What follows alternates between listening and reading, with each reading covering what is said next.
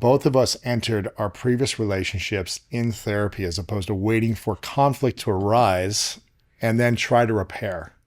You have been helping individuals understand conflict resolution in relationships. You've been researching this for a long time. You've been working with people about this. And I'm curious, do you think we need conflict in order to have a healthy relationship? Is it part of a thriving, harmonious, healthy relationship? Or is it better to just create resolution, agreements, acceptance, alignment from the beginning of a relationship, the first 6 to 9 months, so that we can minimize conflict so we don't have to try to put all of our energy into repairing in the future, which sucks the life out of a relationship in my mind. What are your thoughts on this? I mean, listen, I think it's a dance, first of all.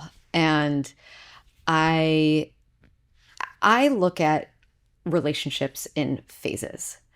The first phase is the part where you're sort of enmeshed. You found your soulmate, the other half, how have I not lived without you? How have I not found you? I'm so, and there is this way that you merge. And this is where you feel like you're never going to fight about anything. We have so much in common. This person's perfect. That's right. And then inevitably, because you are two different nervous systems with two different wounding patterns and different histories, inevitably, at some point, you enter into another stage, which I like to call the power struggle. The power struggle is where you're faced with a whole bunch of tension. This is where your differences start to rub up against each other. All of a sudden, we start to individuate. So where we thought we were just one amoeba, now we're sort of now we're starting to be like, wait, you're an individual with different desires and needs, and I am also. So what do we do? And so there's inherently tension in this phase. That tension is important. We have to find the areas of friction in order to move through them, to where actually in the third phase, you get to interdependence. You find a space in your relationship where you have more gentleness. You know one another's wounding, and so you're able to work with that wounding a little bit more easily. You know where you're gonna get caught. You know, you've been in the cycles. You know. But the tricky part is most people never exit out of stage 2. Most people are in the power struggle for the duration of the relationship. What does the power struggle phase look like for most people? So it can look like, first of all, it can look a lot of different ways. This is not one size fits all. For people who are a little more conflict avoidant, you might find that the power struggle looks just a little more like distance. Like, they just did something that really bothered me. I think I'm just not going to say anything about that. And I'll just act like that doesn't matter. Like stuffing your feelings. Totally. Silent treatment at times. It could look, 100%. Could be like, that makes me feel uncomfortable, so I'm just not going to speak about it at all for some people. Yeah. I like the stuff down. Oh, I can, a lot of it, some people might be, I can handle that. That's fine.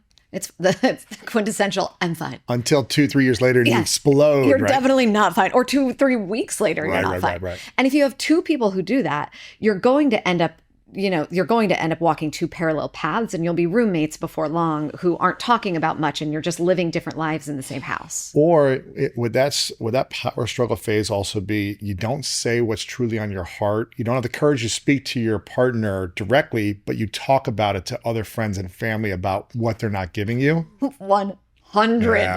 100%. And listen, it makes sense on some level, because if we have grown up afraid of what it actually means to bring our truth, if we have learned that bringing what's real for us creates distance or punishment, then we're adapting to that response.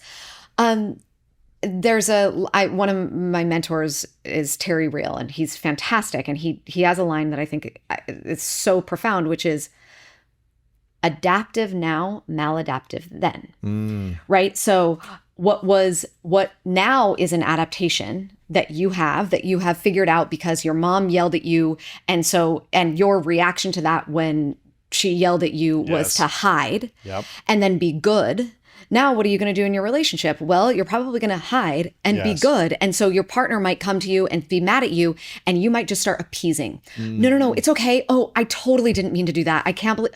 And Meanwhile, you're over here fuming, but you're not going to say that because what do you think is going to happen? That your mom is going to yell, but it's your partner.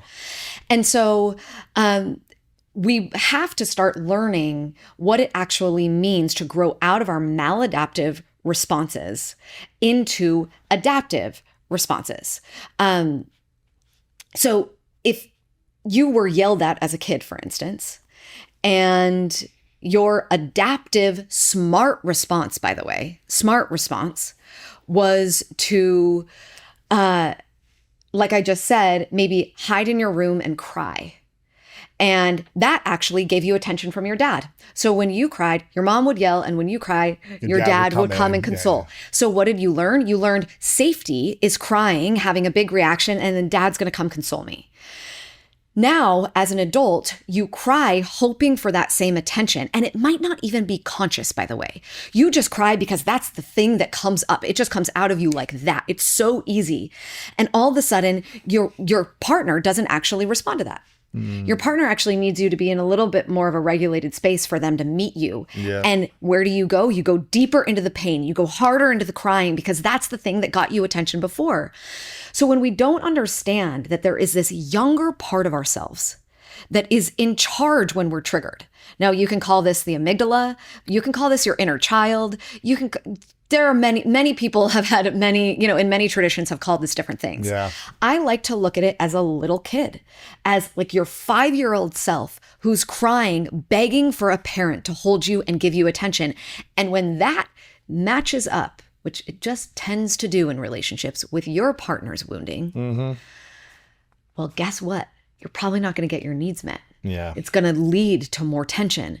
So this question of, can we just deal with it at the beginning and talk our way through agreements and whatnot so that tension doesn't arise? I think that actually goes a little bit hand in hand with this narrative that we've all been sold and has been steeped into our subconscious that is from Disney and Hollywood rom-coms and hashtag couple goals on social media around what a relationship should look like. And unless you're in self-development, unless you're in therapy, unless you read relationship books or go to the workshops, there's actually nowhere in culture where you're learning that conflict is normal and that you have to, it's intimacy building. Now, there are plenty of unhealthy ways to do conflict. So I don't mean to say that yelling and abuse that's not a healthy way to do conflict. But if you can do conflict in a way that actually then lends to repair and then you complete the cycle, then conflict without repair is just pain over and over and over again. Yeah. But then conflict with repair is healing. I actually really like thinking about it this way. So you each come into the relationship with all of your relationships behind you. So it's your relationship with your caregivers. It's the relationship with the person who broke your heart or the 12 people who broke your heart before that. It's the pain that you did to other people, and it's the pain that other people did to you, caused to you. You walk into your relationship with all of the unhealed pain, and you basically walk to your partner and you say, heal me. Here it is. Yeah. Here it is. Yeah. But we don't know that's what we're saying. Yeah. That's not why we get into that's not why we think we're getting into relationships. But that to me is when we're talking, when I get a little more kind of spiritual and woo-woo and esoteric about it, I deeply believe that we get into relationship to heal the parts of ourselves that nobody else could heal before. And when we find the relationship that is the one we decide to basically put on the altar as this is where I'm going to do my work, then what you're saying as each partner is, I am signing up to be here to heal, to help you heal the parts of yourself that nobody else that came before me could help you heal. Like I'm up for that task, and vice versa. Yeah. It's, to me, that lens it's a gift that we give each other when we sign up for relationships and say, it doesn't matter how perfect I want you to be. I know you come with unhealed wounding, and I have the exact recipe that's probably going to bump up against those wounds. Yeah. But if we're responsible enough and we do our work enough, that what I also can do is support in the healing of those wounds. They say the number one skill is emotional regulation. And there is no way around it. You cannot escape this if you want to have a meaningful, intimate relationship. There is no way around this. There is no truth in relationship. There are just two people who are having their own experiences, and you live in your world and I live over